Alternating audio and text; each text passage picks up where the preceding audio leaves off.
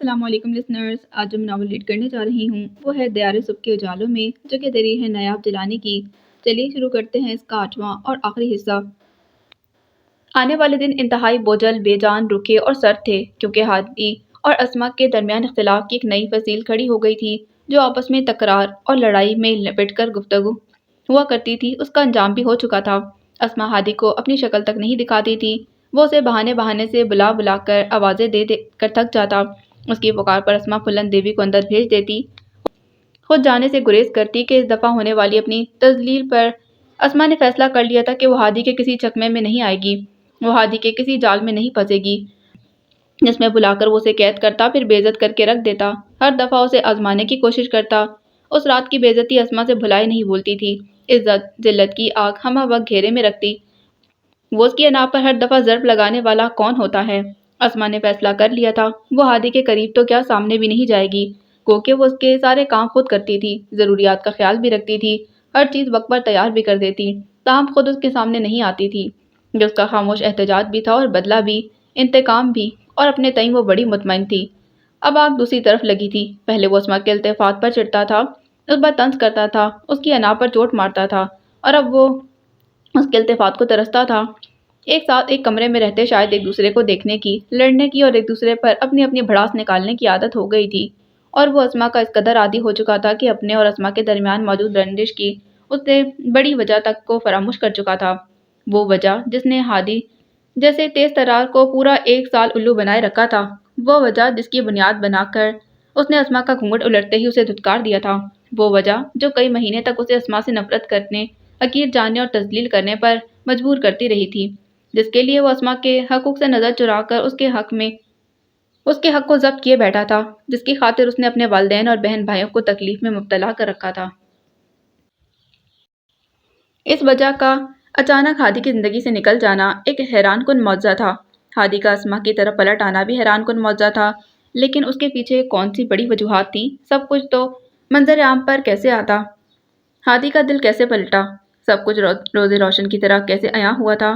اس آخری جھڑپ کے بعد کون سی حقیقت آشکار ہوئی تھی جس نے ہادی کو اتنا حیران، متعجب اور مشتعل کر دیا تھا؟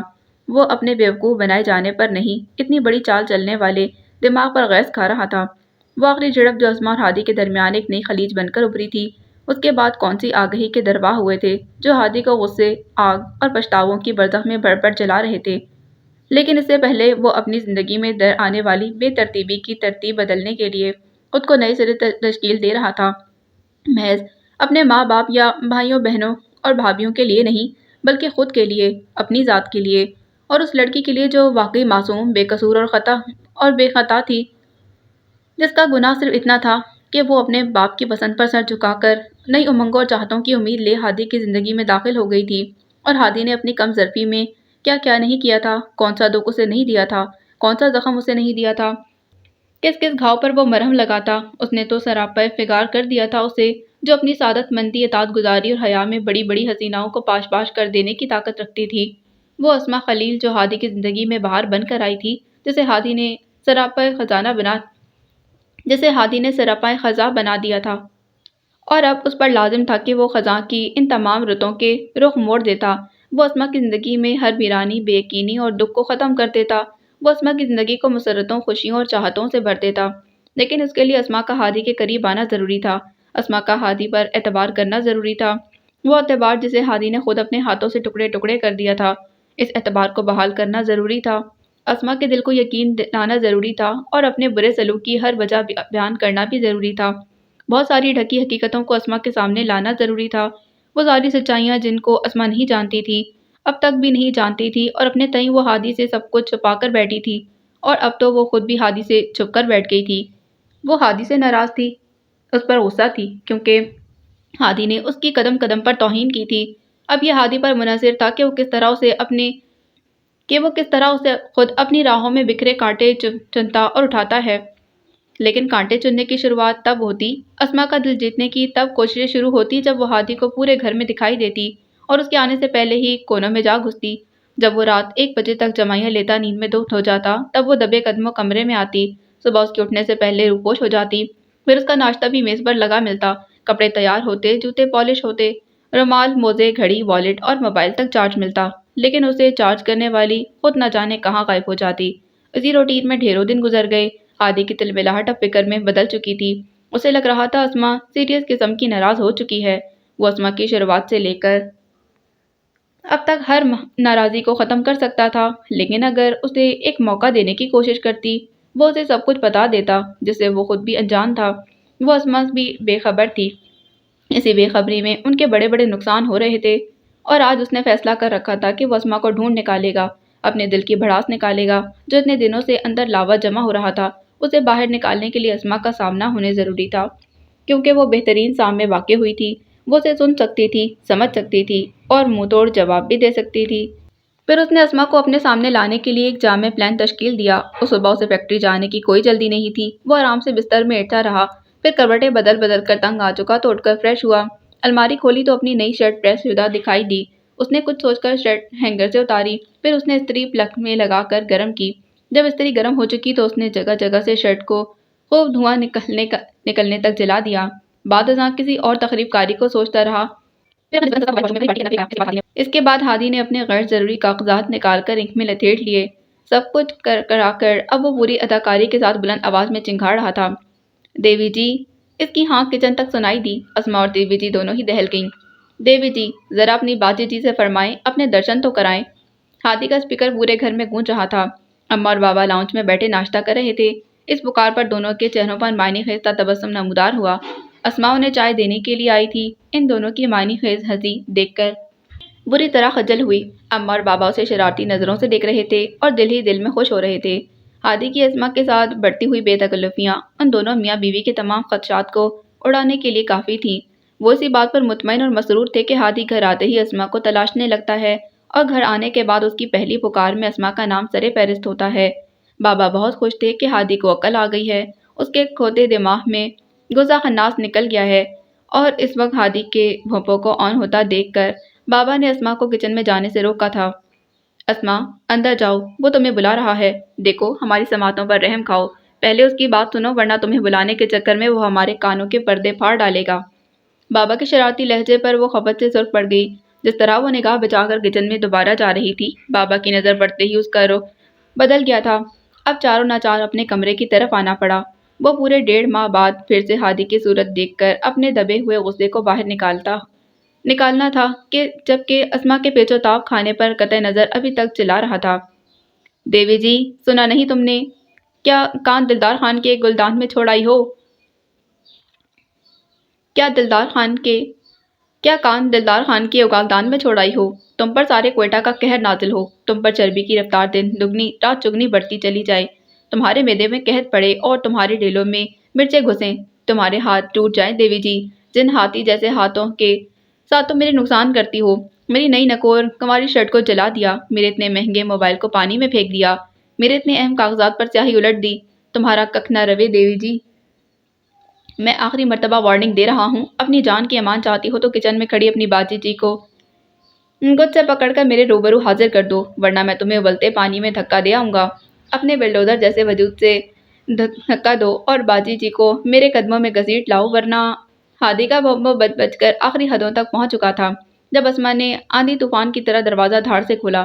سامنے ہی ہادی کھڑا تھا، اپنے انک میں لتڑے کاغذات ایک ہاتھ میں پکڑے، ایک ہاتھ میں نئی نکور جلی ہوئی شرٹ تھی، پانی سے بھری بالٹی کارپیٹ پر رکھی تھی جسے وہ بطور ثبوت واش روم سے اٹھا لایا تھا، جس کے اندر اس کا موبائل فون بڑا نوحہ کونا تھا۔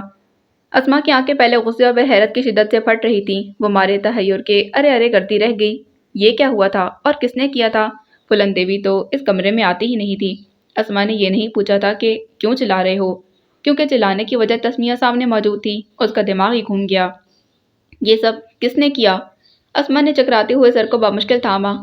یہ سب کس کی شرارت ہے؟ ہادی کے لیے اس کا حواس باختہ ہونا ہی کافی تھا۔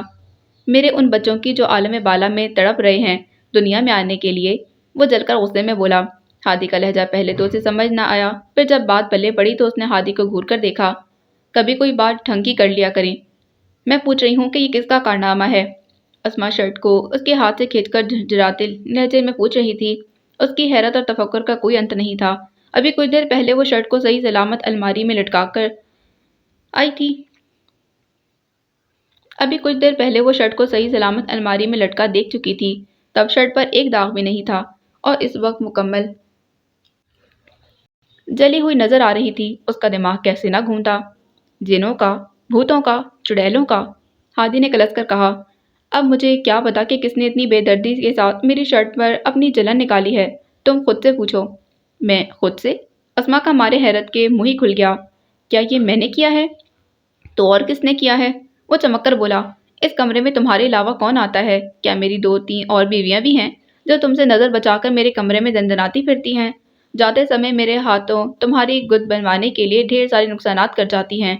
اسما اس کی بلا وجہ ہانک پر توجہ دیے بغیر سر تھام کر بیٹھ گئی۔ کچن میں چولہا جل رہا تھا، ناشتہ تیاری کے آخری مراحل میں تھا اور صبح صبح ہادی نے یہ الگ سے پنچایت لگا رکھی تھی۔ اسما کے پلے تو کچھ بھی نہ پڑ رہا تھا، دوسری اور تیسری کے خیالوں میں ہی رہنا۔ اس کا انداز واضح طور پر کسیلا تھا۔ لیکن آپ کو کوئی گھاس ڈالنے والی نہیں اب؟ یہ تم کیسے کہہ سکتی ہو؟ ہادی بھڑک کر رہ گیا تھا۔ ارے میں ایک پکار لگاؤں تو گیٹ کے باہر لائنیں کھڑی ہو جائیں گی، تم مجھے کیا سمجھتی ہو؟ بھکاریوں کی لائنیں لگ جائیں گی۔ اسما نے اسے ٹھنڈا کیا تھا، وہ تاؤ کھا کر رہ گیا۔ میں پوچھتا ہوں میرے نقصان کون کرتا ہے؟ موضوع سے ہٹتے دیکھ کر وہ ایک مرتبہ پھر اسما کو گھسیٹ لایا۔ مجھے کیا پتا، کوئی چڑیل ہوگی جسے مجھ سے رقابت کی وجہ سے آپ کو ستانے میں مزہ آتا ہوگا، آپ کی زوجہ محترمہ بننے کی خواہش رکھتی ہوگی۔ اسما نے تب کر کہا۔ چڑیل ہی تو ہے۔ ہادی اپنا ہاتھ پر دوسرا ہاتھ مار کر رہ گیا تھا۔ کہاں ہے وہ؟ اسما نے حیرت سے پوچھا۔ یہ میرے سامنے کھڑی۔ ہادی کا انداز بدل گیا، کسیلے تاثرات کی جگہ نرمی اتر آئی تھی۔ اسما ترتے ہاتھوں پر بل کھا کر رہ گئی، پھر اس نے تاک کر اس کے ہاتھ میں پکڑی شرٹ کو دیکھا۔ یہ معاملہ اس کی سمجھ سے بالا تر تھا۔ زبان سنبھال کر بات کریں، ورنہ مجھ سے برا کوئی نہیں ہوگا، اسما نے وارننگ دینے والے انداز میں کہا تو ہادی معنی خیزی کے ساتھ پھیلتا چلا گیا۔ یعنی کہ دھمکی؟ بلے اوئے بلے، اس نے سر دھن لیا۔ ہاں بتاؤ، ورنہ کیا کرو گی تم؟ وہ اسے بولنے پر اکساتا مزے سے کہہ رہا تھا۔ کتنے دنوں بعد اسما آج ہاتھ لگی تھی، وہ بھی اس کی بھرپور ذہانت کی وجہ سے۔ اسے اپنی چال پر پیار آ گیا، وہ اس تکرار پر بھی جو اتنے ڈھیر سے ہفتوں بعد مزہ دوبالا کر گئی تھی۔ وہ اسما کے ساتھ لڑنے کا عادی ہو چکا تھا، ورنہ آپ کی مکارانہ چال کو آپ پر الٹ دوں گی۔ وہ دانت کچکچا کر بالٹی پر جھکائی، پھر اس نے موبائل نکال کر ہاتھوں میں لیا۔ ہادی اس کے جواب کو سمجھ نہیں پایا۔ کیا مطلب؟ وہ لمحہ بھر کے لیے ہونک ہوا۔ اسما نے شرٹ کھینچ کر دوبارہ جائزہ لیا، پھر موبائل دیکھا، پھر کاغذات۔ بعد میں اس نے اپنی تیز حسیات میں کمرے میں پھیلی ناگوار بو کو محسوس کیا جو اندر آتے ہوئے اس کے نتنوں سے ٹکرائی تھی۔ اس نے نگاہ گھما کر آئرن سٹینڈ کی طرف دیکھا، پھر قدم اس کی طرف بڑھا دیے۔ ہادی کو چنبا ہوا کہ یہ کیا کرنے لگی ہے۔ اسما نے استری پر ہاتھ رکھا، اسے استری گرم محسوس ہوئی، پھر اس نے پلٹ کر ہادی کو دیکھا۔ وہ کچھ بوکھلا رہا تھا۔ اسما ایک مرتبہ پھر اس کے قریب آئی۔ اب وہ ہادی کے انک لگے ہاتھوں کو دیکھ رہی تھی۔ اناڑی پن سے کاغذات خراب کرنے کے چکر میں وہ اپنا پول خود ہی کھول چکا تھا۔ اب اس نے بالٹی سے موبائل نکالا۔ موبائل آلریڈی خراب تھا، یعنی ناکارہ ہوا رکھا تھا، جسے ہادی نے بالٹی میں گرا دیا تھا محض ڈرامہ رچانے کے لیے، اور اس سب کا راز پا چکی تھی۔ اسما اب کڑے تیوروں سے اسے گھور رہی تھی اور وہ نگاہیں چراتا ادھر ادھر دیکھ رہا تھا۔ شرٹ کو خود جلا کر پہلے سے ناکارہ ہوا موبائل پانی میں ڈبو کر کاغذات انک سے خراب کر کے الارم ہمارے سر رکھنے کا مطلب اور مقصد پوچھ سکتی ہوں؟ اسما نے چبا چبا کر اپنے الفاظ ادا کیے۔ وہ بوکھلاتا ہوا پہلے تو آئیں بائیں کرنے لگا، پھر ڈٹائی سے مسکرا دیا۔ مقصد تو صاف ظاہر ہے، تمہیں یہاں بلانا۔ وہ آنکھوں میں شرارت لیے مسکرا رہا تھا۔ اسما کی آنکھیں حیرت کی شدت سے پھیل گئی تھیں۔ ہادی کی خباثت پر اسما کا مارے غصے کے برا حال ہو گیا۔ وہ اسے گھورتی ہوئی پلٹی تھی جب ہادی نے ارے ارے کرتے ہوئے زبردستی اس کا ہاتھ تھام کر روکا۔ ایک جھٹکے کے ساتھ کہ اسما اپنا توازن بحال نہیں رکھ سکی اور اسی جھٹکے کے ساتھ ہادی سے ٹکرا گئی تھی۔ اس کی ناک اس کے کندھے سے لگی تھی۔ اسما کی تکلیف سے بے ساختہ راہ نکل آئی تھی، لیکن دوسرے ہی پل اچانک کچھ عجیب ہو گیا۔ ہادی نے اس کے گرد اپنے بازوؤں کا حصار تان لیا، یوں کہ اسما اس کے حصار میں پھڑپڑا بھی نہ سکی۔ یہ کیا بدتمیزی ہے، چھوڑے مجھے، اسما نے مارے غصے اور جھنجھلاہٹ کے بے ساختہ کہا۔ ہادی کی یہ گستاخی اشارت اس کی سمجھ سے بالا تر تھی۔ وہ احساس توہین سے سلگ اٹھی تھی۔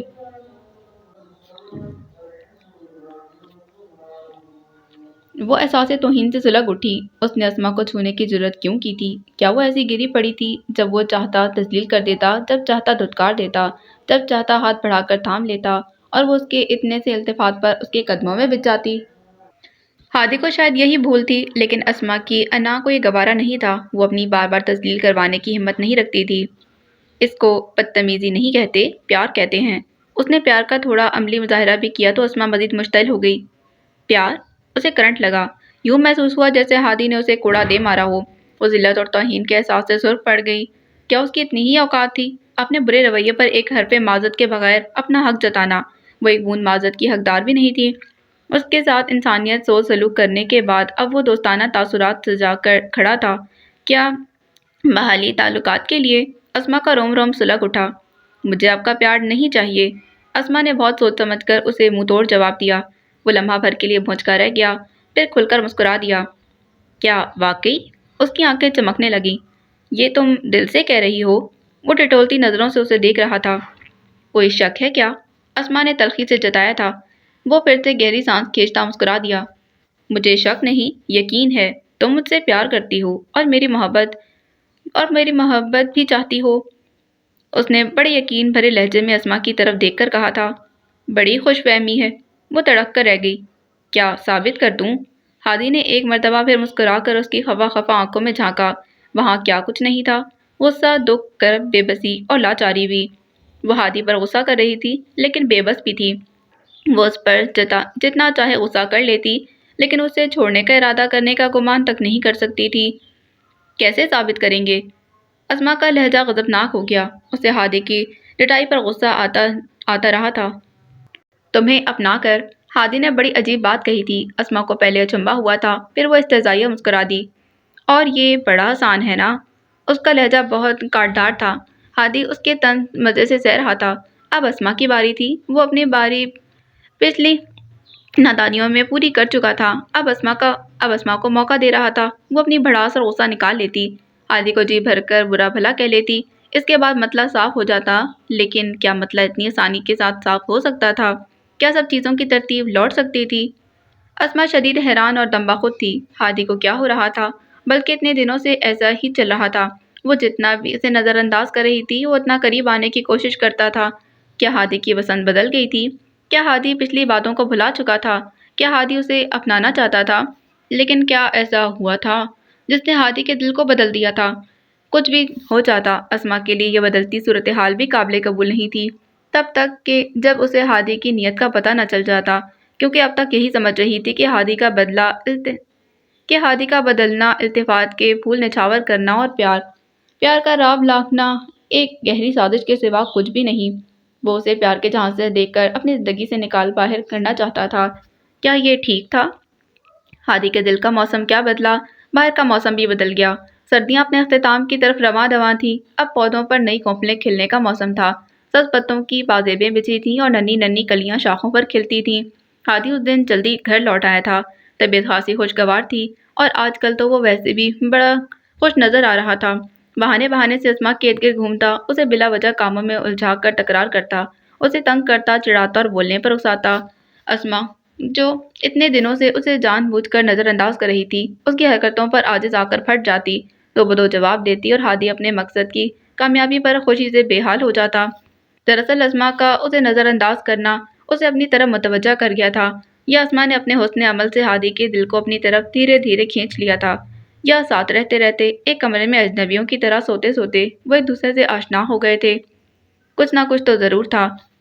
اسما سے کی جانے والی شدید نفرت کا دھیرے دھیرے انجام ہو گیا تھا، بلکہ یہ نفرت ایک ہی جھٹکے کے ساتھ اسی دن زمین بوس ہو گئی تھی جب ہادی کو بہت ساری حقیقتوں کا ایک ساتھ علم ہو گیا تھا۔ اس روز وہ زر شام گھر آ گیا تھا، لبوں پر کوئی گیت گنگناتا ہوا، اماں اماں پکارتا ہوا۔ اماں اس کی پکار پر دہل کر تختے اٹھی تھیں۔ کیا ہوا ہے لڑکے، کیوں دہلا رہے ہو؟ اماں کی گھبراہٹ کا کوئی شمار نہیں تھا۔ ہادی اندر آ کر جوتے اتارتا دھپ سے صوفے پر ٹھہر گیا تھا۔ ہونا کیا ہے؟ وہ آپ کا باندر داماد آ گیا ہے۔ ہادی نے اپنے ہی انداز میں گلریز کے آنے کی اطلاع دی۔ ارے کب آیا؟ اماں بے ساختہ خوش ہو گئیں۔ کل، اور ابھی وہ دونوں یہاں آ رہے ہیں۔ ہادی نے مزید بھی اماں کو خوش کرنا چاہا تھا۔ اماں جیسے نہال ہو گئیں۔ جگ جگ آئے، اپنا ہی گھر ہے۔ کشف اور گلریز دونوں آ رہے ہیں نا؟ جی، آپ کی بیٹی سے اکیلا آنے دیتی ہے؟ ہادی نے ٹکڑا لگایا تھا۔ اماں نے اسما کو زور سے آواز دے کر کشف کے آنے کی اطلاع دی تھی، ساتھ کھانے پر اہتمام کرنے کی ہدایات بھی دی تھیں۔ اسما بے ساختہ خوش ہو گئی۔ اچھا ہے اماں، کچھ رونق تو رہے گی۔ کیوں؟ تو میں اتنی بڑی رونق دکھائی نہیں دیتا؟ لوگ تو مجھے جانے محفل کہتے ہیں، ہادی نے اترا کر کہا۔ مجھے دیکھ کر لوگوں کے چہروں پر مسکراہٹ آ جاتی ہے۔ اس نے مزید مبالغہ آمیزی سے کام لیا۔ جوکروں کا اور کام ہی کیا ہے؟ اسما نے اماں سے بچا کر فکرہ الٹ دیا۔ ہادی لیٹنے سے اٹھ بیٹھا۔ ہیں؟ یہ تم نے جوکر کسے کہا؟ اماں ہنس رہی ہیں آپ کی بدتمیز بہو مجھے جوکر کا نام دے رہی ہے۔ اس نے فوراً اماں کی ہمدردی چاہی تھی۔ اسما صاف مکر گئی۔ اب الزام مت لگائیں، پسند تو ویسے نہیں کرتے، اب الزامات لگانا شروع کر دیے ہیں آپ نے، اس نے طنزی انداز میں جتلایا۔ ہادی جھاگ کی طرح بیٹھ گیا۔ وہ پھر سے فارم میں آ گیا۔ کون کافر ناپسند کرتا ہے؟ ہادی کے لہجے میں کچھ تو تھا جس نے اسما کو چونکا دیا۔ کیا سب کچھ یاد دلا دوں؟ اسما نے اذیت کی لہر دباتے ہوئے پھر سے طنز کیا۔ ہادی کی صورت اتر گئی تھی، چہرے پر مردنی سی چھا گئی تھی، آنکھیں بجھ گئی تھیں۔ تو اسما پچھلے حوالوں پر طنز کرنے سے باز نہیں آئے گی؟ اب بھگتو ہادی، تم بھلا نہیں سکتی؟ اس کے لہجے میں التجا تھی۔ اسما کی آنکھوں میں کانٹے چٹکنے لگے تھے۔ آپ نے کبھی بھلانے کے لیے کہا ہے؟ وہ لب کاٹتی انتہائی درستی سے بولی، پھر کچن کی طرف بڑھ گئی۔ اور اگر اب کہہ دوں اور میں سب کہہ دوں تو کیا تم پچھلا سب کچھ بھلا دو گی؟ ہادی اس کے پیچھے تیزی سے کچن میں آ گیا تھا۔ اماں نے انہیں آگے پیچھے اٹھتے دیکھا تو مسکرا دی۔ بیٹے کی بہو کے لیے بے قراری نے انہیں شاد کر دیا تھا۔ وہ اندر ہی اندر بہت خوش ہو رہی تھیں۔ شکر تھا ہادی سنبھل گیا تھا۔ اسما جیسی نیک بیوی پا کر اس کے دماغ کا خناس باہر نکل آیا تھا۔ اس کا غصہ جاتا رہا تھا۔ اب تو ہادی کی خوش مزاجی ان میاں بیوی کو ہر وقت سرشار اور خوش رکھتی تھی۔ وہ خدا کا شکر ادا کرتی تھیں۔ ہادی نے سنبھل کر انہیں سرخرو کر دیا تھا۔ اس وقت اسما جھنجھلا کر کچن میں آ گئی تھی۔ اسے ہادی کی تکرار کا پتہ تھا۔ جان بوجھ کر بات کو لمبا کر دیتا اور اسما کو کشف اور گلریز کے لیے پرتکلف کھانا بنانا تھا، کیونکہ کشف اس کی شادی کے بعد پہلی مرتبہ آ رہی تھی۔ جیسے ہی اس نے کوکنگ کی شروعات کرنا چاہی، ہادی اس کے سر پر بلا کی طرح نازل ہو گیا۔ وہ اس کے سر پر ہی نہیں، اعصاب پر بھی بری طرح سوار تھا۔ اسما جھنجھلا گئی، کیونکہ اس کی باتیں وہی تھیں، پرانی گزرا ہوا وقت یاد دلانے والی، جو وقت اسما اپنے والد اور بھائی کی عزت اور خوشی کی خاطر زہر کی طرح پی گئی تھی۔ کسی کو کانوں کان خبر نہیں ہونے دی تھی کہ اس پر کیا کچھ بیت چکا ہے، اور ہادی بات گھما کر پھر اسی تلخ ترین وقت کے گرد حصار کھینچ لیتا تھا۔ وہی باتیں جو اسما کا دل ادھیڑ دیتی تھیں، وہی اذیت جو تب اسے لہولہان کیے رکھتی، وہی شرمساری جو اسما کو اپنی ہی نظر میں گرائے رکھتی تھی کہ اس کے شوہر نے اسے دھتکار دیا، ناپسند کر دیا تھا، اور وہ تب بھی اسی گھر میں رہنے پر مجبور تھی، کیونکہ اس معاشرے کے مروجہ اصولوں نے بیاہی ہوئی لڑکی کا میکے کی دہلیز پر آنا کئی مرتبہ کی دفعات لگا دیتا تھا۔ ایک سوسائٹی کے قوانین کی خلاف ورزی کا جرم بھی معمولی نہیں تھا۔ سو بہت ساری زنجیروں میں جکڑی اسما ضبط اور صبر کرنا تو جانتی تھی، لیکن اپنے اوپر ہونے والی زیادتیوں اور ظلم کو بھلانا اتنا آسان بھی نہیں تھا، چاہ کر بھی ممکن نہیں تھا، بہت کوشش کے بعد بھی ممکن نہیں تھا۔ اور ابھی ہادی نے انہی زخموں کو ادھیڑ دیا تھا، اور ابھی ہادی نے انہی زخم ادھیڑ دینے والے دنوں کی طرف اشارہ کرتے ہوئے کہا تھا۔ سنو اسما، اگر میں اب کہہ دوں اور سب کہہ دوں تو کیا تم مجھ پر یقین کر کے پچھلا سب کچھ بھلا دو گی؟ وہ نراس و آس میں ڈولتا بڑی امید بھری نظروں سے اسے دیکھ رہا تھا اور اس سے سب کچھ بھلا دینے کی درخواست کر رہا تھا۔ کیا وہ سب کچھ بھول سکتی تھی؟ کیا سب کچھ بھلانا آسان تھا؟ اور اگر سب کچھ بھلا دینا آسان بھی ہوتا تو ایک عورت اپنی نفی ہوتی یا تذلیل اور توہین کو کبھی برداشت نہیں کر سکتی تھی۔ یہ بہت مشکل تھا، اور واقعی مشکل تھا۔ اسما کی خاموشی ہادی کے لیے سہانے روح تھی۔ اس کے اندر بے چینیوں کی لہریں اٹھ رہی تھیں۔ وہ اتنے صبر والا نہیں تھا جو اس کی چپ کو سمجھ کر واپس پلٹ جاتا۔ اسے جواب چاہیے تھا، وہ بھی من پسند، دل پسند، جو اس کے اندر موجود اضطراب کو ختم کر دیتا، اس کی تکلیف کو کم کر دیتا، اس کے بے زگون دل کو شاد کر دیتا۔ جو آگ اور بے قراری کی جلن اسے تڑپا رہی تھی، اس پر پھوڑ ڈال دیتا۔ اگر وہ بدل گیا تھا تو اسما کو بھی بدلنا تھا۔ ہر صورت ہادی کو ایسی ہی دھونس جمانا آتی تھی۔ اسما، جواب دو، میں تمہارے جواب کا منتظر ہوں۔ وہ بے قراری سے اس کے قریب آ گیا تھا۔ پھر اس نے اسما کے ہاتھ سے زبردستی پیاز لہسن پکڑ کر ٹوکری میں اچھال دیے۔ اسما پہلے تو جھنجھلا گئی تھی، پھر اس کی سنجیدگی اور اضطراب کو دیکھ کر اسے کہنا پڑا، کیا کہنا چاہتے ہیں آپ؟ مختصر بتا دیجیے۔ اسے دعوت کا اہتمام کرنے کی جلدی تھی، اور وہ ہادی کے ٹل جانے کی منتظر تھی۔ ہادی نے کچھ دیر کے لیے سوچا، پھر آنکھیں اس کے چہرے پر جما کر سب کہہ دیا۔ میں تمہیں یہ بتانا چاہتا ہوں۔ وہ ذرا رکا، پھر گلا کھنکار کر بولا، दरअसल मुझसे कॉल पर अस्मा बनकर गुलनाज नहीं, तुम्हारी कज़न अस्मारा बात करती थी। ये इंकशाफ इतना मामूली नहीं था जिसे सुनकर अस्मा अपने पैरों पर खड़ी रहती या अपने हवासों को सलामत रख पाती, या इतने बड़े पहाड़ से इंकशाफ को अपनी नन्ही सी ज़ात पर झेल पाती। सब कुछ सुनकर भी लोहे की तरह मजबूत रहती। वो उस इंकशाफ पर भुरभुरी रेत की तरह ढह गई थी, कच्चे गड़े की तरह टूट गई थी, ज़रात की तरह तहलील हो गई थी। वो पूरे कद के साथ ज़मीन बोस हो गई थी। ये हादी ने क्या कह दिया था? कैसा भाला उसके अंदर उतार दिया था? कैसा नेज़ा दिल के अंदर खोद दिया था? कैसे दिल का खून कर दिया था? इस इंकशाफ के बाद अस्मा का नर्वस ब्रेकडाउन हो जाना कोई मामूली वाक़या नहीं था। वो भी इस हाल में कि अस्मा हादी के पास खड़ी थी। कुछ देर पहले उनके दरमियान कोई बात चल रही थी, फिर अस्मा का अचानक बेहोश होकर गिर जाना एक कहराम मचा गया था। पूरे घर में खलबली मच गई थी और एक क़यामत बर्पा थी। फुलंदेबी के बैन और बावेला, अम्मा का बार बार गश खाना, कशफ और गुलरेज का पहुंच जाना, अस्मा को होशो खर्च से बेगाना हो जाना, ऐसे लग रहा था कि जैसे लम्हों में सब कुछ फना हो गया है। हादी पर क़यामत टूट पड़ी थी। उसके गुमान में भी नहीं था कि अस्मा इन हालों में पहुंच जाएगी। अस्मा तो होशो खर्च से बेगाना हो जाएगी, उसके इंकशाफ को सह ना पाएगी। अम्मा हादी को किसी तौर पर भी माफ़ करने पर तैयार नहीं थी। उनके जहन में पुख्ता ख्याल था, हादी ने कुछ कहा है जो अस्मा इस तरह बेहोश हो गई कि अभी तक अपने हवासों में नहीं लौटी। वो इतना बेकरार दीवाना होता सदमे से बेहाल था जब अम्मा के झोंके भी उसे लहूलुहान कर डालते। अरे पसंद नहीं थी, यूं तो ना करते, उसे जिंदा रहने के काबिल छोड़ते। मैं हादी तुझे कभी माफ़ नहीं करूंगी। वो अस्पताल के ठंडे कॉरिडोर में पिपक कर रोती उसे धमका रही थी और हादी माँ के इल्जाम पर तड़प गया था। किस काफिर को पसंद नहीं थी? कौन उसे मारना चाहता था? वो अजियत और दर्द को ना सहता खुद भी तड़प उठा था। तब गुलरेज और कशफ उसे सहारा देते रहे थे और कोई मानता या ना मानता, समझता या ना समझता, यकीन करता या ना करता, लेकिन एक बात अटल हकीकत की तरह सामने थी। हादी की अनथक कोशिशों और ढेरों दुआओं की बदौलत अस्मा ने अपनी बिनाई को लौटते हुए पाया।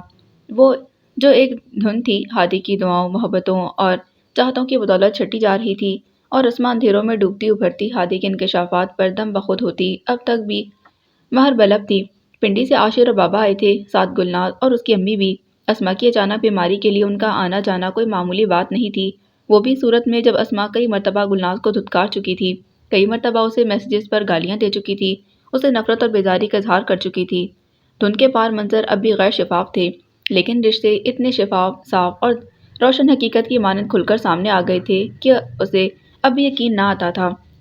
हादी के बता देने पर, यकीन दिलाने पर और फिर गुलनाज का आकर तस्दीक कर देना, जैसे कोई जवाब अधूरा नहीं रह गया था। हर जवाब मुकम्मल था, हर हकीकत सामने थी, अपनी करिहा सूरत और बदनुमा किरदार के साथ। उस दिन अस्पताल के कमरे में ग़ुरूब आफ्ताब की सुनहरी किरणों को अलविदा करता हादी महर बलब अस्मा के करीब आ गया। उसका हाथ पकड़कर तसल्ली दी, दिलासे और एतमाद बख्शे, धीरे धीरे बताता रहा, मैंने कहा था अगर सब कह दूं तो पिछला भुला दोगी, और तुम तब भी इतनी ही खामोश थी जितनी कि अब। मैं तुम्हें शुरुआत बताऊं या अंजाम बताऊं? वही हकीकत जो पसे आईना को आईना बनाकर सामने ले आई, वो हकीकत जो सारे झूठों को बेनकाब कर गई। एक कहानी, आम सी कहानी, जो छोटी छोटी कॉलोनियों में, छोटे छोटे घरों में आंख खोलती, सांस लेती और अपनी उम्र के साहो माल गुजारती आगे बढ़ती है। बड़ी आम सी, रिवायती सी, छोटी सी कहानी, जिसमें ना कुछ अजीब होता है ना कुछ गरीब होता है, लेकिन उसमें एहसासात, जज्बे कभी गरीब या मुफलिस नहीं होते, ना अजीब होते हैं। ये उम्र के साथ साथ नमू पाते हैं, बढ़ते हैं, नशोनुमा पाते हैं, एक बीज की मानंद काश्त होकर एक फसल के मानंद उभरते हैं। लेकिन देखना तो ये होता है कि फसल किस नीयत के साथ उभरी, बड़ी हुई, पककर तैयार हुई। नीयत से मुराद एहसास का नाम है। वो एहसास जो उसने, यानी अस्मारा शकील ने पहली मर्तबा अपने दिल में महसूस किया, वो एहसास कौन सा था?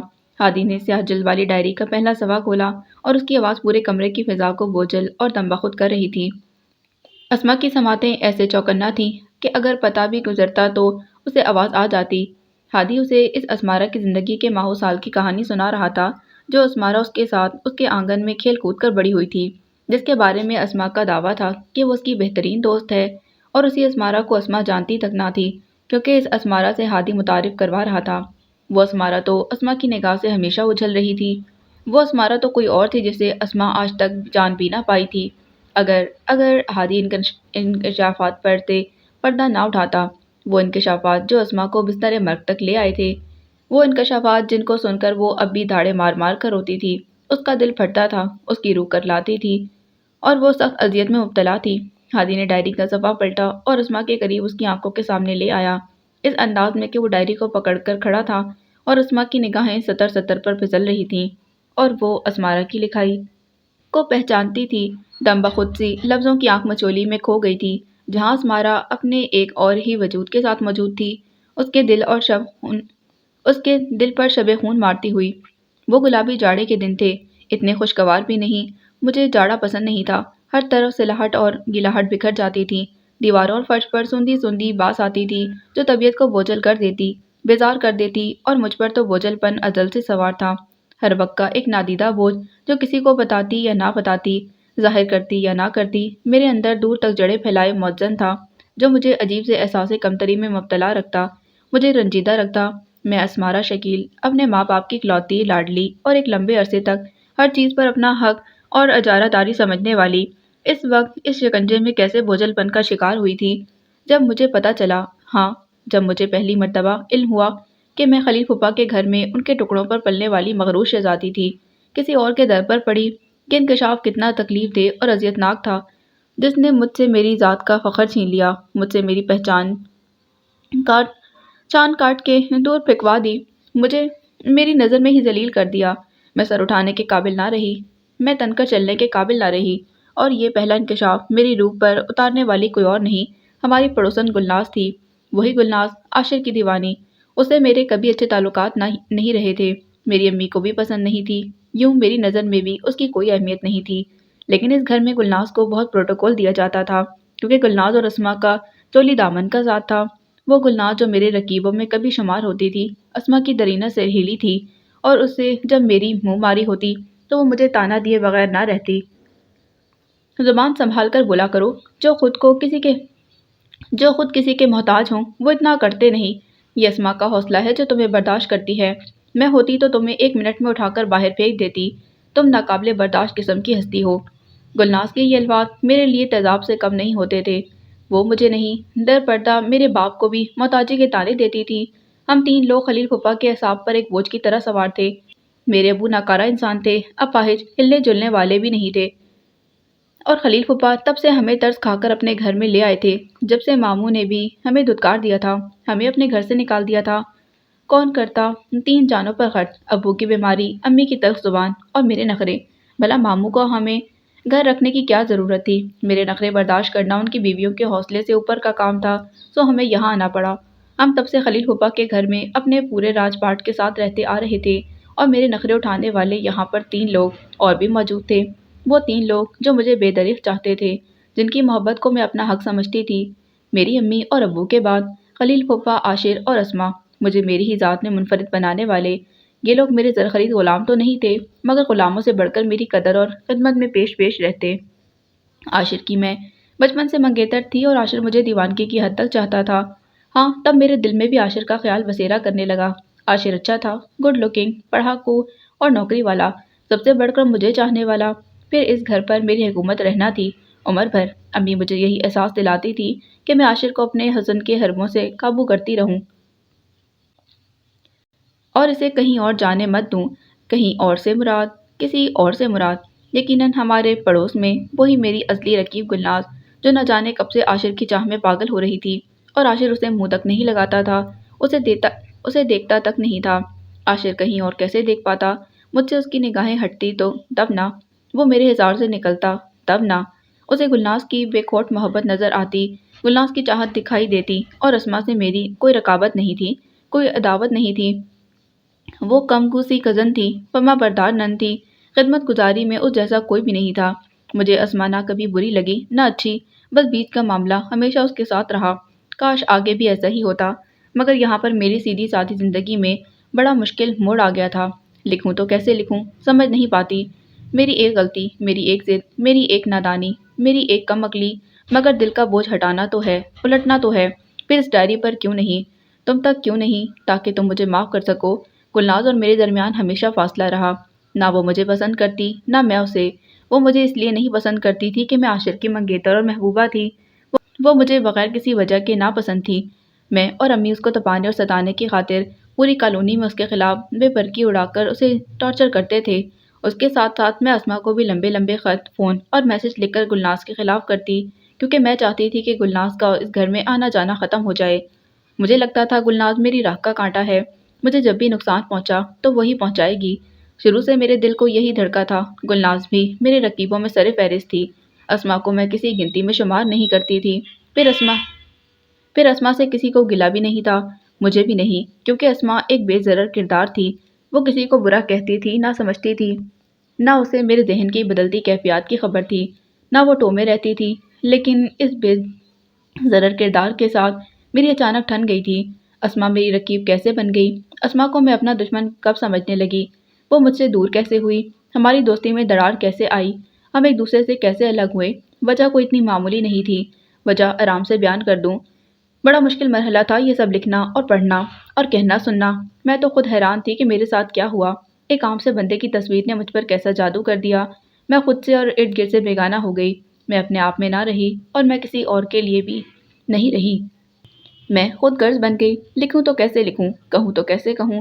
اپنی خود غرضی کا قصہ، اپنی مادیت پرستی اور ہوس کا بیان کیسے سب کہوں؟ میری بیچاری سی بے ضرر کمگو کزن اپنی پڑھائیوں میں گم رہی اور میں اس کا منگیتر لے اڑی۔ ارے اڑی کہاں، بس وہیں تک رہی، اسی چار دیواری تک، اسی گھر میں جو ہادی کو دیکھ لینے کے بعد کسی جیل سے کم نہ لگتی تھی۔ یہ گھر جو کبھی عاشر کے حوالے سے پیارا تھا، اب کوئی قبرستان سا دکھتا، ایک کھنڈر سا، ویران، بے رنگ، بے رونق، انتہائی برا، بوسیدہ۔ کم از کم ہادی کے گھر جیسا تو نہیں تھا۔ تب مجھے اس گھر سے بیزاری ہونے لگی۔ وہ دن بڑا خوشگوار طلوع ہوا تھا۔ اس دن کی خوبصورتی کے بارے میں کیا لکھوں؟ شاید الفاظ کم پڑ جائیں۔ مجھے اس دن سے پیارا کوئی دن آج تک نہیں لگا۔ وہ دن سنہری حرفوں سے لکھنے والا دن تھا، بڑا گلابی گلابی سا۔ اس دن میں نے ہادی کو روبرو دیکھا، اتنا قریب کہ مجھے گمان نہیں تھا۔ یقین تو دور کی بات تھی، میں خود میں نہ رہی اور ہادی بھی مجھے دیکھ کر دم بخود رہ گیا۔ میرا حسن کوئی ایسا تو نہیں تھا کہ جو کسی کو ایک نگاہ میں جکڑ لینے کی صلاحیت نہ رکھتا۔ تب ہادی بھی میری ایک نظر کا اسیر ہو گیا۔ مجھے تبھی اندازہ ہو گیا تھا کہ ہادی کا دل مجھ پر آ گیا۔ ایک حیران کن معاملہ اس دن پیش آیا۔ جب ہادی ہمارے گھر آیا تب گھر میں کوئی نہیں تھا۔ عاشر، پھپھا، امی، ابو، اور وہ دروازے سے آگے نہ بڑھا۔ میرے اصرار پر بھی جب اسے پتہ چلا کہ گھر میں میرے سوا کوئی نہیں، وہ اپنے کسی کام کے سلسلے میں آیا تھا، بہت جلدی میں تھا، ٹھہرا نہیں، گیٹ سے آگے بڑھا بھی نہیں۔ اس کا محتاط رویہ میرا دل لوٹ کر لے گیا اور میرے حسن کی سوفشانی نے ہادی کا چین چرا لیا۔ مجھے اس کی گفتار انداز اور حاضر جوابی اپنے سحر میں جکڑ گئی تھی۔ پھر اس دن والا اس کا محتاط رویہ، لیکن جاتے سمے اس نے جو الفاظ کہے وہ میرا چین اڑا لے گئے تھے۔ ہادی نے کہا، اسما، میں نے آپ کو ویسا ہی پایا جیسا منگنی کی تصویروں میں دیکھا، جیسا بابا نے بتایا، آپ بہت حسین ہو اور میں خوش نصیب۔ ہادی کے الفاظ مجھے کبھی بھولے نہیں۔ وہ مجھے اسما سمجھ رہا تھا اور اس نے مجھے اسما ہی سمجھا۔ منگنی کی تصویروں میں ہر طرف میں ہی چھا رہی تھی، پھر اصل اسما کہاں سے نظر آتی؟ ہادی مجھ پر فدا ہوا اور میں ہادی پر۔ بات کے مرحلے اتنے آسان تھے کہ یقین ہی نہیں آتا ہادی میرے اتنے قریب آ گیا تھا۔ لیکن یہ کیسے ہوا؟ عاشر کے موبائل سے ہادی کا نمبر چرا کر اسے پہلی کال کرنے سے لے کر اچانک اسما کی شادی طے پا جانے تک میں ایک خواب کے سفر میں اڑتی رہی، یہاں تک کہ میری پتنگ کی ڈور اچانک کٹ گئی، میں زمین بوس ہو گئی۔ کیا میرے تصور میں تھا کہ ہادی اور اسما کی شادی ہی طے پا جائے گی؟ میں تو کچھ اور سمجھ رہی تھی اور ہوتا کچھ اور جا رہا تھا۔ سب کچھ ہماری مرضی کے مطابق نہیں ہوتا، یہ مجھے تب سمجھ نہیں آتی تھی، اب آ رہی تھی۔ جب مجھے پہلی مرتبہ پتہ چلا کہ عبدل انکل دراصل ہادی کے لیے میرا پروپوزل لائے تھے اور پھپھا نے عاشر کا نام بیچ میں لے کر عبدل انکل کو مایوس کر دیا، پھر اپنی اسما کا ٹکٹ لگوا دیا، تب سے ہی مجھے اس گھر سے، عاشر سے اور اسما سے نفرت ہو گئی تھی۔ مجھے لگتا تھا پھپھا، عاشر اور اسما ہی میری خوشیوں کے قاتل ہیں۔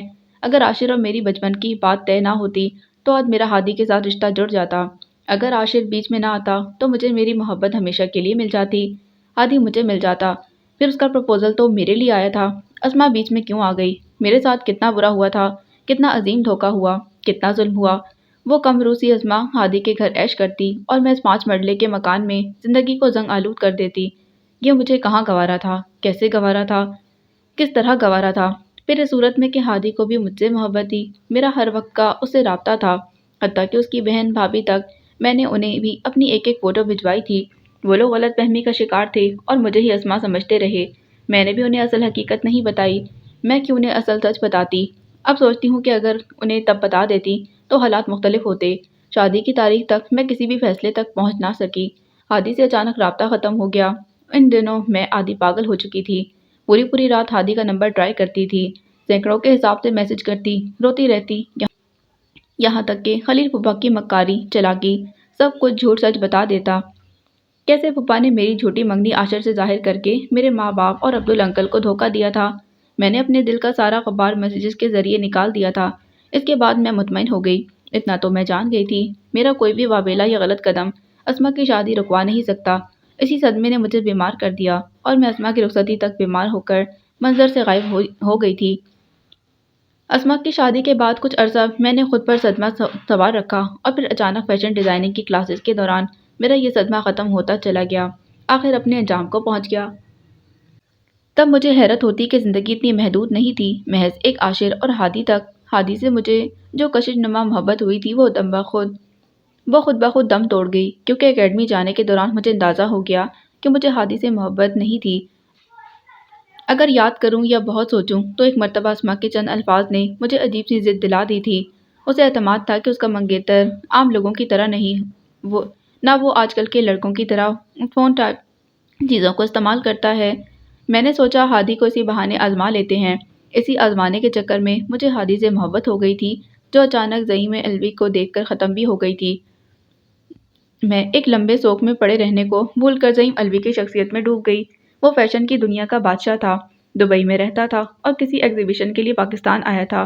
وہ میرے حسن کا اسیر ہوا اور میں اس کی دولت اور پرسنالٹی کی۔ یوں میری زندگی کا ایک نیا دور شروع ہو گیا جس میں کسی عاشر کی کوئی گنجائش نہیں تھی، اور ہادی تو اس میں تھا ہی نہیں۔ وہ تو ہوا کا جھونکا تھا اور چلا گیا۔ میں زعیم الوی میں مگن تھی جب عاشر کو میرے افیئر کی بھنک پڑ گئی، لیکن یہ افیئر اب والا نہیں تھا۔ جی ہاں، وہ پہلے والا، یعنی ہادی کے ساتھ میری دل لگی اور ٹائم پاسنگ، یا پھر اس کی آزمائش کا وہ پیریڈ۔ عاشر کا شک یقین میں تب بدلا جب اس نے میرے موبائل میں ہادی کا نمبر دیکھ لیا اور کچھ میسیجز وغیرہ بھی۔ تب عاشر سخت ہراساں، پریشان اور مشتعل تھا۔ پھر وہ کوئٹہ چلا گیا اور میں دبئی۔ میری بلا سے وہ ہادی سے باز پرس کرتا یا اسما کو سب کچھ بتاتا۔ میں نے تو صاف مکر جانا تھا اور گلناز کا نام لے دینا تھا۔ ویسے بھی مجھے ان سب کی اب پرواہ نہیں تھی۔ اگر حقیقت کھل بھی جاتی، سب کچھ عیاں بھی ہو جاتا۔ میرا خیال تھا امی کو زعیم پسند تھا، سو میرے لیے اگلے مرحلے مشکل نہیں تھے۔ مگر جب میں نے شادی کے بارے میں امی ابو سے ذکر کیا تو دونوں ہی ہتے سے اکھڑ گئے۔ امی بھی زعیم کو میرے شوہر کے حوالے سے پسند نہیں کرتی تھیں۔ انہیں بھی وہ معمولی تنخواہ والا عاشر ہی پسند تھا جو عمر بھر مجھے ترسا ترسا کر مارتا اور میں سسک کر اسی گھر میں اپنی زندگی کو ختم کر لیتی۔ آخر کیوں؟ مجھ سے یہاں پر ایک غلطی ہوئی۔ کورٹ میرج سے پہلے اپنی امی ابو کو منا لیتی اور ہادی سے ایک میسج پر معافی مانگ لیتی، بات ختم۔ لیکن بات ختم کہاں تھی؟ مجھے تو اندازہ نہیں تھا ہادی اور اسما کے درمیان تعلقات اب تک خراب ہوں گے۔ میں سمجھی تھی اسما کا حسن عمل ہادی کو مجھے بھلانے میں تاثیر کا کام کرے گا،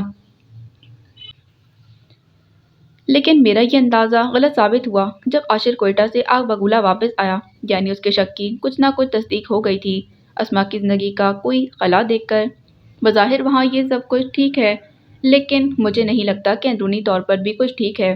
تمہاری وجہ سے میری بہن کا گھر برباد ہوا تو میں تمہیں زندہ نہیں چھوڑوں گا۔ عاشر کے دھمکانے نے مجھے حقیقتاً بہت پریشان کر دیا۔ میں تو ہادی اور ہادی کا قصہ بھول چکی تھی۔ وہ ٹائم پاسنگ، وقتی کشش اور آزمائشی پیریڈ پلان مجھے اب تو ہادی تک یاد بھی نہیں۔ پھر مجھے حیرت تھی، ہادی اسما جیسی لڑکی کو پا کر بھی میرے خیالوں میں تھا۔ کتنا احمق تھا، اور یہ سب قصہ پالینہ بن چکے تھے۔ لیکن مجھے لگ رہا تھا کہ میرے ساتھ کچھ اچھا ہونے والا نہیں، بالکل بھی نہیں۔ سو میں نے زعیم سے مشورہ کیا اور ہم دونوں نے کورٹ میرج کر لی۔ امی ابو کچھ عرصہ تک ناراض رہے، پھر انہیں ماننا ہی پڑا کہ نہ مان کر وہ کہاں چاہتے۔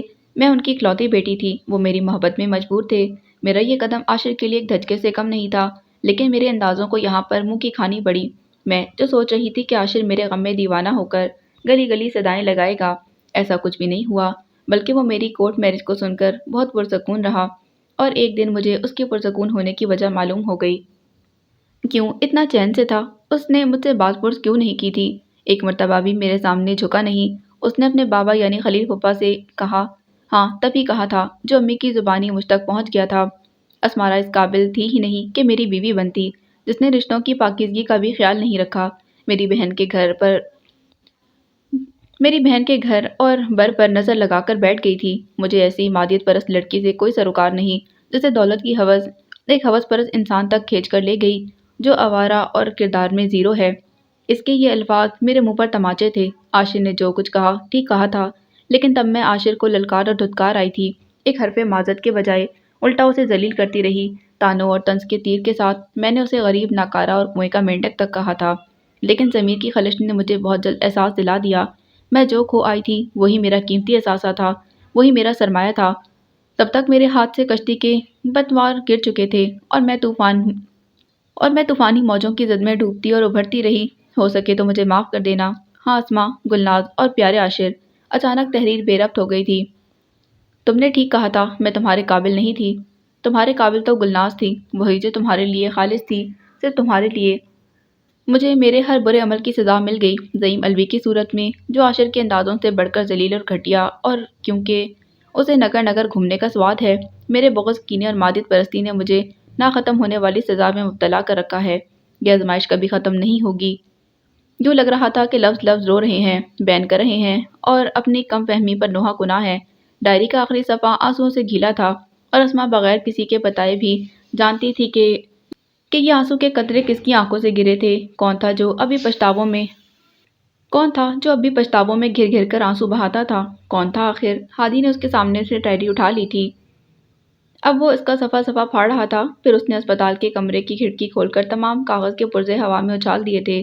اب وہ دھیرے دھیرے چلتا اسما کے قریب آ رکا تھا۔ پھر وہ اسما کے سامنے بیڈ پر بیٹھ گیا۔ اس کے ہاتھ اسما کے گالوں پر بکھرے آنسوؤں کو پوچھ رہے تھے اور وہ تڑپ تڑپ کر روتی بے خیالی میں ہادی کے کندھے سے آ لگی تھی۔ یہ ایک بے اختیارانہ عمل تھا۔ ہادی نے اسے جی بھر کر رونے دیا تھا۔ رونے سے دل بوجھل اور ہلکا ہوتا ہے اور اندر جمی کائی اور کثافت باہر نکلتی ہے۔ وہ اپنی بھڑاس نہیں نکال رہی تھی، وہ اپنے سارے دکھ، ساری تکلیفوں، بدگمانی اور آنسوؤں کو اندر سے کھروچ کھروچ کر اکاڑ رہی تھی۔ اسے یہ سب کرنا ہی تھا کیونکہ بدگمانی کے پردے کھسک چکے تھے۔ اس کے لیے اسمارا کا ایک ایک عمل دم بخود کرنے والا تھا۔ کیا یہ اس کی وہی کزن تھی جسے اس نے اپنی آنکھوں کا تارا بنا رکھا تھا؟ اور اسمارا نے ان سب کے ساتھ کیا کیا؟ اس نے ان سب کے دلوں پر کیسا شب خون مارا تھا؟ مگر اس سب میں خود اسمارا نے کیا کھویا اور کیا پایا؟ یعنی اپنی کج فہمی کے چکر میں اس نے محض کھویا ہی کھویا تھا، پایا تو کچھ بھی نہیں۔ وہ جزا سزا کے بعد ہی ان تک اپنی معافی میں لپٹے الفاظ لے کر پہنچی تھی جو تقدیر کی ٹھوکر سے سنبھل کر آئے۔ اسے معاف کر دینا چاہیے۔ اسمارا معافی میں لپٹے الفاظ لے کر پہنچی تھی۔ اسمارا معافی کی حقدار تھی۔ اگر یہ لوگ معاف کر بھی دیتے تو اس کے پچھتاوے کم ہو سکتے تھے، اور اسما بہت سا رو چکنے کے بعد اپنے ہلکے ہوتے دل پر ایک تازہ احساس ابھرتا محسوس کر رہی تھی۔ یہی احساس ہادی کے دل کو بھی تازگی سے لبالب بھر رہا تھا۔ ان دونوں کی دھڑکنوں کے تال ملے تو ایک ساتھ دونوں کے لبوں پر روشن مسکراہٹ بکھر گئی۔ اس نے اسما کو سنبھل جانے کی مہلت دینے کے بعد اپنی روداد سنانی چاہی۔ ابھی اس کے دل پر بھی بوجھ دھرا تھا۔ اس کے لہجے میں بہتے پانیوں کی سی روانی تھی۔ وہ اپنا حال دل سنانے کو بےتاب تھا کیونکہ صبر اس میں تھا ہی نہیں۔ اور تمہیں میں یہ سب میں تبھی بتا دیتا جب مجھے پتہ چل گیا تھا، لیکن میں نہیں چاہتا تھا کہ تم پر حقیقت آشکار ہو، تمہیں تکلیف ہو، جبکہ میں یہ بھی چاہتا تھا کہ جب تک تم تک پوری حقیقت پہنچے تب ہم دونوں کے درمیان موجود خلیج کا خاتمہ ہو جائے۔ میں تم پر اپنا اعتبار بحال کرنے کے بعد یہ سب کچھ بتانا چاہتا تھا، مگر عاشر کا اصرار بڑھتا رہا۔ وہ چاہتا تھا تمہیں سب کچھ بتا دوں جو ہم دونوں کے لیے باعث تکلیف اور حیران کن تھا۔ جانتی ہو اسما، تمہیں دیکھ کر شادی کی پہلی رات مجھے حقیقتاً شوق لگا تھا۔ میں ایک عام سا انسان ہوں، جذبات رکھتا ہوں، غلطیاں بھی کرتا ہوں۔ میں اپنے تاثرات، رویے اور اعصاب پر قابو نہیں پا سکا تھا۔ یہ ایک بشری تقاضا تھا۔ میں نے جس کی توقع کر رکھی تھی یا جس اسما کو سوچ رکھا تھا، جسے دیکھ رکھا تھا، جس سے باتیں کی تھیں، وہ تم نہیں تھی۔ میرے لیے یہ دوسرا دھچکا تھا، ایک عظیم جھٹکا، ایک پراذیت مرحلہ۔ تم میری اس وقت کی کیفیت کو نہیں سمجھ سکتی۔ میں تب پاگل ہو رہا تھا، پہلے صدمے سے کہ میرے ساتھ دھوکہ ہوا ہے، پھر غصے اور غم اور اشتعال سے، پھر حقارت اور نفرت کا سلسلہ چلا۔ میں نے تمہارا بہت دل دکھایا، تمہیں بہت کچوکے لگائے، تمہیں ذہنی اذیت دی، اس کے لیے میں تم سے معافی مانگتا ہوں۔ لیکن تب سچویشن ہی ایسی تھی، مجھے کچھ سمجھ نہیں آتا تھا میرے ساتھ ہوا کیا ہے۔ مجھے ہر کوئی دھوکے باز لگتا۔ میں اپنے والدین سے بھی ناراض ہو گیا، اپنے بہن بھائیوں سے بھی، اور تم تو میرے غصے کی ہاٹ لسٹ میں تھی۔ بات کرتے وہ مسکرا دیا تھا۔ پھر وقت کچھ آگے بڑھا تو تمہارے رویے، حلاوت، نرمی، محبت اور حسن اخلاق نے میری توجہ اپنی جانب کھینچ لی۔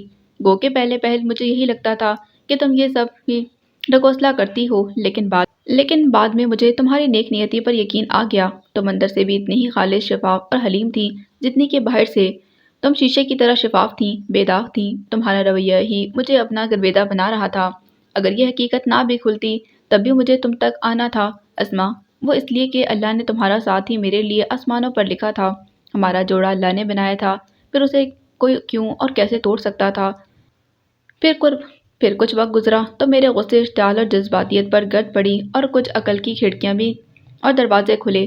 تب ایزا کے اصرار پر میں نے اس سارے ڈرامے کی کھوج میں اپنا خاصا وقت برباد کیا، لیکن یہ نہیں تھا کہ میرے ہاتھ کچھ نہیں آیا۔ مجھے تب کچھ نہیں، کچھ بہت حد تک اندازہ ہو چکا تھا کہ تم اس ڈرامے کا حصہ نہیں ہو، اب لینڈ ماسٹر کوئی اور ہے۔ اس دن جب تم ایزا سے فون پر بات کر رہی تھی تب میں ایک پورے دن کے لیے پنڈی چلا گیا تھا۔ میں نے تمہاری باتیں سن لی تھیں اور اب میرا تجسس عروج پر تھا۔ مجھے سارے معاملے کو کھول کر سامنے لانا تھا۔ پھر عاشر کا آنا بھی مجھے کھٹک گیا تھا۔ وہ اتنا ڈسٹرب تھا کہ مجھے اس کی ڈسٹربنس نے بھی متجسس کر دیا۔ پھر میں نے اللہ کا نام لے کر اس کھوج کی شروعات کی اور پہلے ہی مرحلے پر مجھے گلناز نے بہت کچھ بتا دیا۔ اسے بھی اسما کی حرکتوں کا کچھ اندازہ تھا۔ اس نے تمہیں بھی بتانا چاہا تھا مگر تم اس کا فون نہیں سنتی تھی، میسج کا رپلائی بھی نہیں کرتی تھی، اور ایک مرتبہ کیا بھی تو محض گالیاں اور کوسنے دیے۔ بیچاری دل برداشتہ ہو گئی۔ اس کے بعد کی کہانی تمہارے سامنے ہے۔ اسمارا نے خود اس ڈائری کو گلناز تک پہنچایا تھا اور اپنے جرائم کا اعتراف کر لیا تھا۔ تھوڑی بہت اسے بھی سزا مل گئی، سو میں نہیں چاہتا کہ اب ہمارے درمیان کبھی اسمارا ڈسکس ہو۔ میں اپنی غلطیوں اور نادانیوں کی معافی مانگتا ہوں۔ چاہو تو سب کچھ بھلا کر اپنے اس خادم کو معاف کر دو کہ بشری تقاضوں کے تحت کمزوریاں ہر انسان میں ہوتی ہیں۔ سو حسن پرستی مجھ میں بھی بدرجہ تم موجود تھی۔ اب اس نگاہ کا قصور ہے یا کیا؟ مجھے تم سا پری جمال چہرہ کسی حسینہ کا نہیں لگتا۔ کیا میں امید رکھوں کہ تم مجھے معاف کر دو گی؟ ہادی نے اس کے ہاتھ نرمی اور ملائمت سے دباتے بڑے نرم جذبات کے ساتھ التجا کی تھی۔ گو کہ بادبان تو کھل ہی چکے تھے، چڑھے دریا اتر چکے تھے اور طوفان کا رخ بدل چکے تھے، بدگمانیوں کے غبار بھی چھٹ گئے تھے۔ مطلع صاف تھا، روشن تھا، رنگین بھی تھا، کیونکہ اسما نے اس سارے قصے میں ہادی کو بری قرار دے دیا تھا۔ اگر اسمارا نے ہادی کو بیوقوف بنایا تھا یا کسی بھی طور ضد میں آزما لیا تھا یا کسی وقتی جذبے کے تحت اس کو اپنے حصار میں کھینچا تھا تو آج سے بہت پہلے ہی اسمارا کے حسن کا وہ حصار ٹوٹ چکا تھا۔ اسما کی خدمت گزاری، اطاعت، قناعت اور محبت نے ہادی کو مقناطیس کی طرح اپنی طرف کھینچ لیا تھا۔ اسمارا کی چال خود بخود الٹی طرف نکل گئی تھی اور اس سارے پروسیس میں عاشر اور گلناز کا ملن اسمارا کی طرف سے دیے گئے ہر دھوکے، فراڈ، بے وفائی اور ذلت کے بدلے میں اللہ کی طرف سے سب سے بڑا انعام تھا۔ گلناز کی سچی محبت رنگ لائی تھی اور اسے عاشر جیسے مہربان بندے کا ساتھ نصیب ہو گیا تھا، اور اسمارا اپنے ہی غلط فیصلے کے حصار میں بطور سزا آج تک پھڑپھڑا رہی تھی۔ اور اس وقت اپنے کمرے کی کھلی کھڑکی سے باہر جھانکتی اسما کھلے آسمان سے اترتی شفق کو دیکھ رہی تھی۔ ہاں، وہی شفق جو دیار صبح کے اجالوں کو گھما پھرا کر اس کے آنگن میں کھینچ لائی تھی، ہمیشہ کے لیے۔ The end. So this was the end of novel دیار صبح کے اجالوں میں۔ امید کرتی ہوں یہ کہانی آپ کو بہت بہت پسند آئی ہوگی۔ اگر آپ کو یہ کہانی پسند آئی ہے تو پلیز چینل کو سبسکرائب کریں، ویڈیو کو لائک کریں، بیل آئیکن کو بھی ضرور پریس کریں تاکہ ہر نئے آنے والے ناول کی اپڈیٹ آپ کو ملتی رہے۔ ساتھ ہی کمنٹ میں بھی ضرور لکھ کر بتائیں کہ آپ کو یہ ناول کیسا لگا۔ ملتے ہیں ایک اگلے ناول کے ساتھ۔ اللہ حافظ۔